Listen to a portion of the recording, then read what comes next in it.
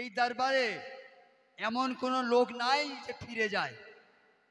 মানে সত্যপীরের গানের এত মর্তবা, এইখানে যে যা নিয়ত করবে 100% গ্যারান্টি আল্লাহ তা পূর্ণ করবে। আপনারা কথাটা মায়েরা বোঝার চেষ্টা করুন। ঘুমাবেন তো, একদিন এমন ঘুমিয়ে যাবেন আর ডাকলেও সাড়া পাওয়া যাবে না। তাই যতক্ষণ বসে আছেন এই মূল্যবান কোরআনের বাণীগুলো বুঝে যান, তবে তো আমাদের এই রাত জায়গাটা আরাম হবে। এত এর নাম মিরাজ, মঞ্চে বসে আছেন, নাম রেখেছে মিরাজ। মিরাজের বাংলা জানো? আরবি নাম, ও নামটা আরবি নাম মিরাজ। মিরাজের বাংলা হলো দেখা। রাসূলুল্লাহ মিরাজে গিয়েছিলেন কি করতে? আল্লাহকে দেখতে। তো আর 20 মিনিট বসো, আমি বইটা শেষ করে দিই। এখানে মণিমুক্তার খদ্দের নাই, এখানে বিরানির খদ্দের নাই, বাসি ভাতের কাঙ্গাল ভাই গো। আল্লাহর ভরসায় আমি দুনিয়া করে, যা করাও দয়াল আল্লাহ তাই আমি করি। যেখানে বেশি থানা পুলিশ হয় ওইখানে চোর থাকে বেশি, যেখানে বেশি থানা পুলিশ থাকে ওইখানে চোর বেশি। আয় গো আল্লাহর ভরসায় আমি দুনিয়া করে, যা করাও দয়াল আল্লাহ তাই আমি করি। আমি কত সুন্দর করে বোঝালাম বেটিরা, যে বিশ্ব নবী তিনি হেরে গিয়ে জন্মভূমি ছেড়ে মক্কা থেকে মদিনা পালিয়ে গেল। তাহলে ওই রতনটাকে মক্কার লোক চিনতে পেরেছিল না? যিনি আল্লাহর নবী, ইনি আল্লাহর পেয়ারা হাবিব, ইনার কাছে কলমা পড়লে আমরা জান্নাত পাবো, চিনতে পেরেছিল? এই ভুলটা তোমরাও করছো তো। শুয়ে রয়েছেন মখদুম বাবা, উনি মুর্দা। আমি কত ভাবে আমাদেরকে বোঝাবার চেষ্টা করলাম, কিন্তু জমিতে বাত নাই, নাঙ্গল লাগছে না।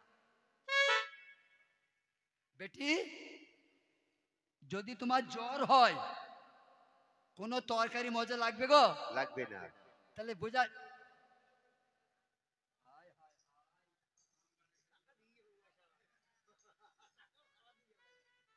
তাহলে বোঝা যাচ্ছে বেটিরা যে মুখের মজা আসল মজা। যতই মজাদার তরকারি তোমার পাতে দেখ, আর তোমার যদি জ্বর হয়, ডেঙ্গু জ্বর, তেতো লাগবে না মা? লাগবে। তাহলে বোঝা গেল যে মুখের মজাটা আসল মজা। বৌমা ডিম করে দাও, বৌমা ডিম করে দিয়েছে, বাপকে তেতো লাগছে। বেটার বউ যে ভাত দেবার মন নাই, এই বেটিকে ফোন কর। বেটি ফোন হলো, বাপের কাছে বসেছে। কি হয়েছে আব্বা? তোর ভাবিকে বললাম একটা ডিম ভেঙে দিতে, মুখে মজা নাই, তা নিম পাতা দিয়ে ডিমটা করেছে। তো বলছি বাবা আমি করে দিচ্ছি। এখন বউ দিয়েছে দুর্নাম, এখন বেটি দিয়েছে ভালো করে, তো তেতো লাগছে। আমার তুইও দুশ্মন, বলে বাপ তোমার মুখে মজা নাই। তা এই উচ্চালন গ্রামের, ওরে কানে মজা নাই। আমি দুনিয়া করে, যা করাও দয়াল আল্লাহ তাই আমি করে। আমার মা চাচিরা বুবুরা, বাপ চাচারা, বন্ধুরা, ভাইয়েরা, ইউটিউব খুলে দেখতে পাবেন এই পশ্চিমবাংলায় এমন জেলা না আমি গান গাই না। আর বড় বড় পীরের দরবারে আমাকে ডাকে পীররা, আল্লাহর ওলি যারা, তারা আমাকে দাওয়াত দেয় আকাশের গান শুনবো। আল্লাহর ভরসায় আমি দুনিয়া করে, যা করাও দয়াল আল্লাহ তাই আমি করে। তাহলে আমি আপনাদেরকে বুঝাইলাম যে মাটির ঘোড়া চলতে পারে, তা বলে আমার আপনার কথাই চলবে কি? না না। কার কথায় চলবে? সত্য পীরের কথাই চলবে, মখদুম বাবার কথাই চলবে, দাতা বাবার কথাই চলবে, খাজা বাবার কথাই চলবে, বড় পীরের কথাই চলবে। তাহলে বোঝা গেল বেটি, মানুষ হতে হবে। তুমি সারা জীবন কোরআন পড়লে রোজার মাসে, ও বেটি ঝগড়া ছাড়ো নাই। রোজায় আমি দুনিয়া করে, যা করাও দয়াল আল্লাহ তাই আমি করে।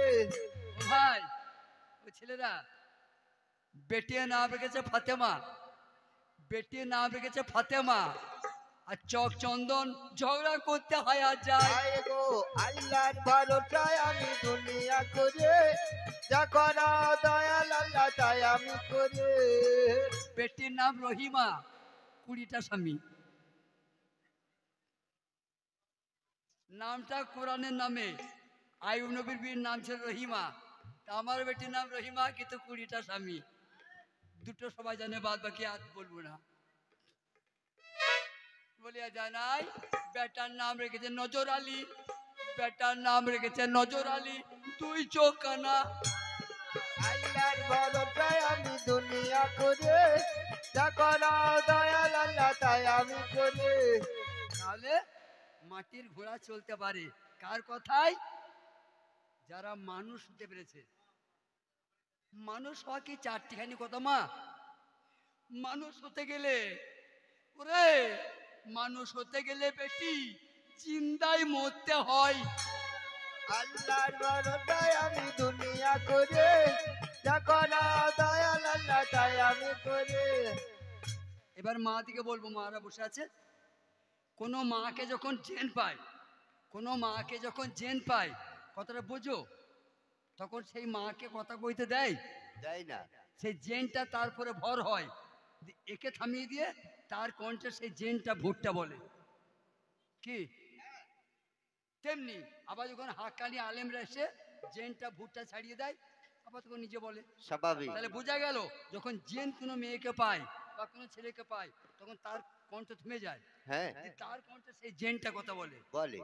মা ওই রকম, যেমন সম্রাটের কণ্ঠে, যেমন সম্রাটের কণ্ঠে আল্লাহর ওলি রাজি। তাই আমি দুনিয়া করে, দয়াল আল্লাহ তাই আমি করি। এটা কেন হয়েছে? এটা যোগ্যতা। আমার দোয়া নাই রে বেটা, বেটা মাগো। তাহলে বোঝা গেল, যখন জেনটা মৌলী সাহেবরা জেনটা ছাড়িয়ে দেয়, তখন এ বোন তোর কি হয়েছিল? কি জানি বোন, আমি জানি না। কেউ ঝাঁটা নিয়ে পালায়, কেউ জুতো নিয়ে পালায়, মারা জানেন তো। তাহলে বুঝাইতে পারলাম যে আল্লাহ অলির পরে ভর হয়। এর থেকে আর কি বুঝাবো বাবজি?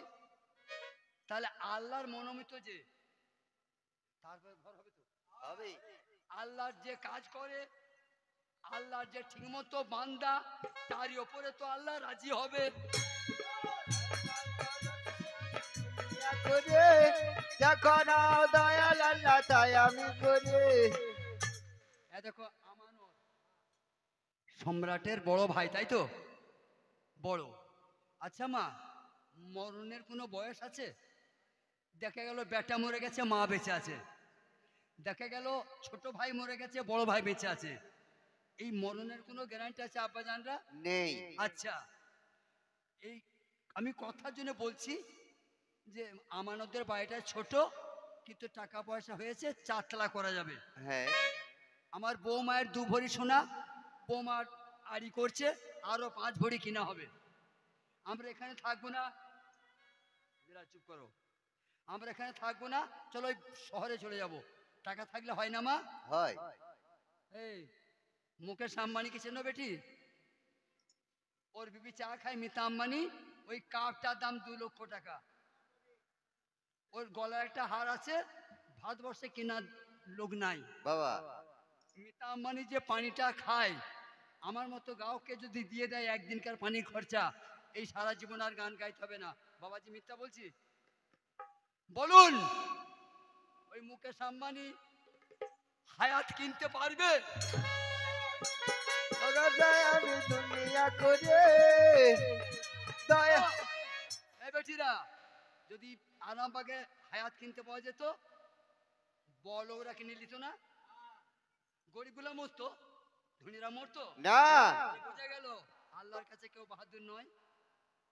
মুকেশ আম্বানি মরবে, তারও 14 পোয়া। রাস্তার ভিকিরি মরবে, তারও জায়গা 14 পোয়া। শাহেনশাহ মরবে, তারও সাদা কাফন। ভিখারি মরবে, তারও সাদা কাপড়। কই ছোট বড়, কই কই ছোট বড়? আমি তাদের ঘরে মালদারি ছিলাম, উনি 10 মন ফুলের বিছানায় ঘুমাইতো। আমার মুনি 10 মন ফুলের বিছানায় ঘুমাইতো, আর আমি থাকতাম চালাতে চটের উপরে। সেও মানুষ, আমি মানুষ। কিন্তু আর একটা তক্তপোষ আছে যে মা, মসজিদ থাকে